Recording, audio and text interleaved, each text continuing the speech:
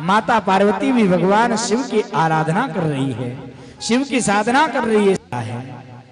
और उपटन को निकाल करके जब माता पार्वती ने उस उपटन से एक पुतला तैयार किया, तो ये पुतला जब तैयार हुआ कि इसमें कौन सी बड़ी बात है। पार्वती जी ने जैसे ही ये बात कही कि ये बात कोई बड़ी नहीं, प्राण आने पर प्राण लाना कोई बड़ी बात नहीं। और पार्वती जी ने उसी समय अपने हाथ में जल लिया, और जैसे ही जल को लेकर के पुतले के ऊपर छोड़ा, उसी समय पुतले में प्राण विद्यमान हो गए, प्राण आ गए। और अब जैसे ही प्राण आए तो ये पुतला खड़ा हो गया, और पुतले ने खड़े होकर के सबसे पहले क्या पूछा, बोले मेरी माँ कौन है।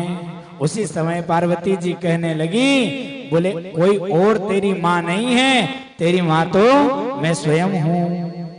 और उस पुतले को कहा, जीवदान डालने के बाद जब उसमें प्राण आ गए, उसने पूछा, पार्वती ने कह दिया मैं ही तेरी माँ हूँ।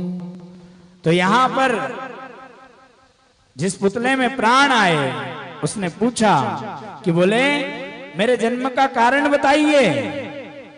और मेरे जन्म का कारण बताने की बात जब पार्वती से पूछी, इतने में पार्वती स्नान करने के लिए गई।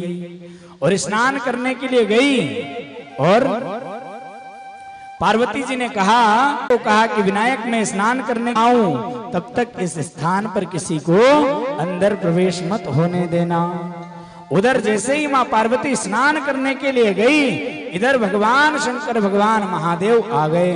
और अब भगवान भोलेनाथ सीधे अंदर जाने लगे। बालक विनायक ने यहाँ पर शिव को रोका है। और जब बालक विनायक ने भगवान शंकर को रोका, शिव को रोका, शिव से कहने लगे कि बाबा आप अंदर नहीं जा पाओगे।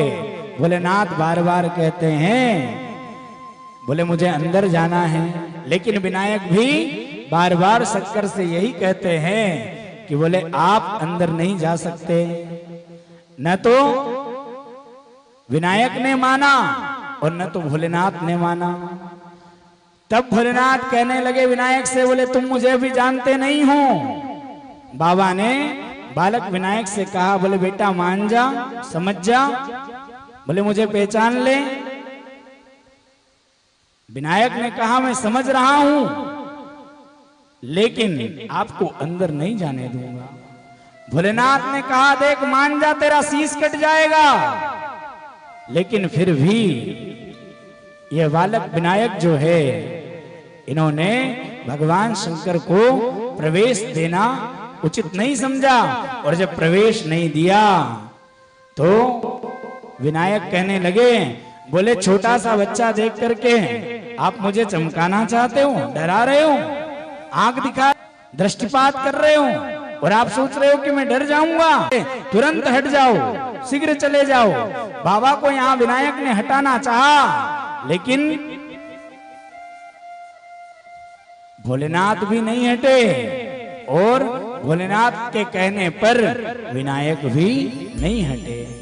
जब नहीं हटे तो बाबा शंकर को क्रोध आया, त्रिशूल उठाया, और उसी समय भगवान ने विनायक का मस्तक धड़ से अलग कर दिया, सिर काट दी थी। पार्वती स्नान कर में पार्वती को क्रोध आया, और क्रोध में लाल होकर के जब पार्वती बाहर निकली, बोले मेरे बच्चे का वध किसने किया है, और इस बालक का, इस विनायक का सर किसने काटा है।